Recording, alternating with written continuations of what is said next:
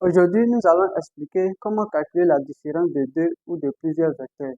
Mais bien avant, nous allons apporter une définition.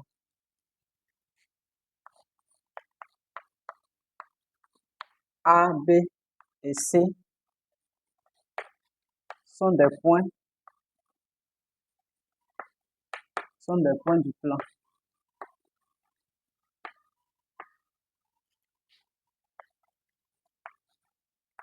On pose le vecteur CB moins le vecteur CA. Ça donne le vecteur CB plus le vecteur AC.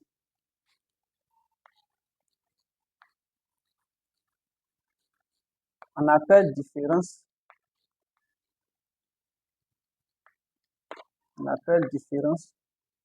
des vecteurs CB et CA, le vecteur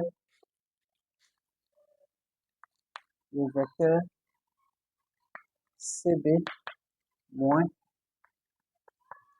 CA. Alors, lorsqu'on nous donne la différence de deux ou de plusieurs vecteurs, la première des choses, on cherche à transformer la différence de vecteurs en une somme de vecteurs. Donc, cette différence-là, on va transformer ça en une somme de vecteurs. Un exemple ici. Exemple, le vecteur CB moins CA sera égal à quoi? D'abord, je sais que le vecteur CA et le vecteur moins CA sont opposés.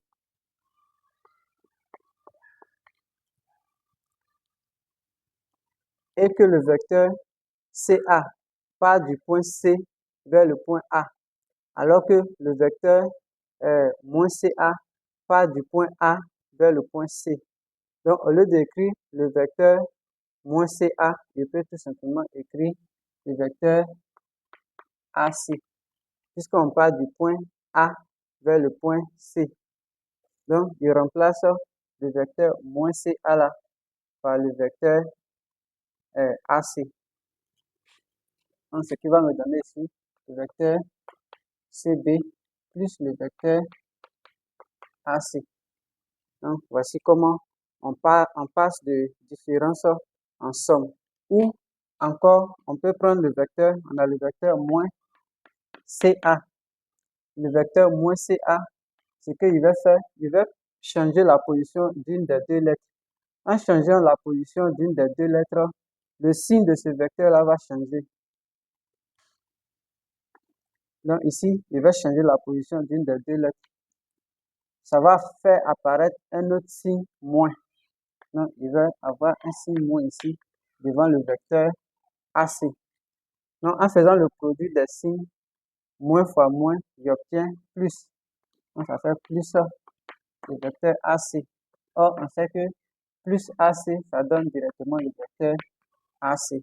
Donc, en se servant de ces deux méthodes-là, on peut transformer les différences en somme plus facilement. Remarque,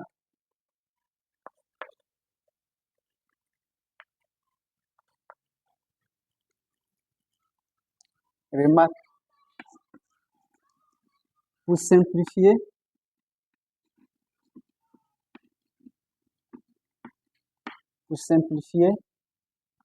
une relation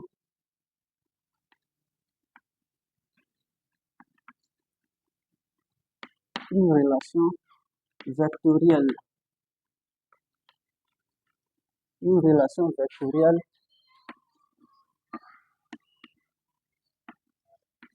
faisant intervenir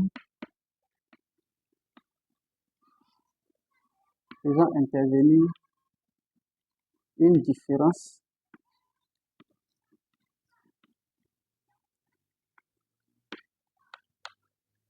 on peut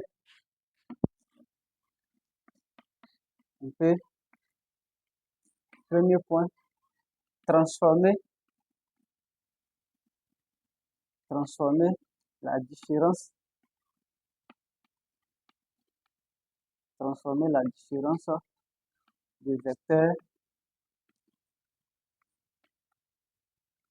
en une somme de vecteurs.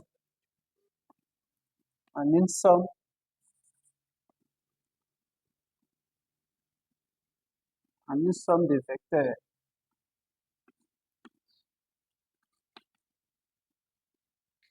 de vecteurs.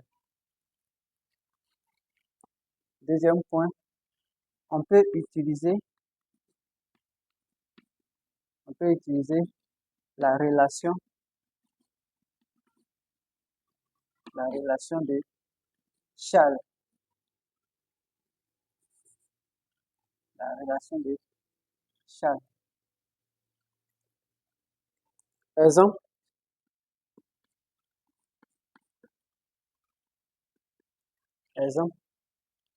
on donne le vecteur OA moins le vecteur OB. On va transformer cette différence de vecteurs en une somme de vecteurs. Donc, ça va me donner, en utilisant les deux méthodes là, ça va me donner ici le vecteur OA plus le vecteur BO. Ok, il y a déjà la somme. Je vais maintenant utiliser la relation de Charles. Pour utiliser la relation de Charles, je sais que l'addition est commutative.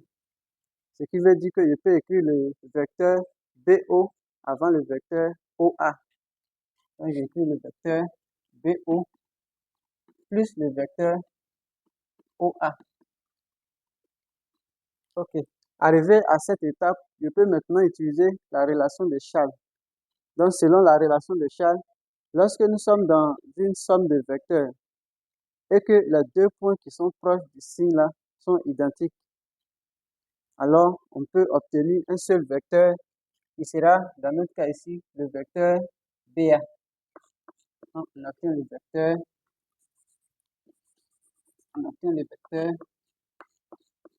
BA. Un autre exemple, on prend les points, le vecteur AB moins le vecteur CO plus le vecteur BO. Il va transformer la différence en somme. On me donne ici le vecteur AB plus le vecteur OC plus le vecteur BO. Je sais aussi que l'addition est commutative. Donc ici là, je vais écrire d'abord le vecteur BO avant le vecteur OC.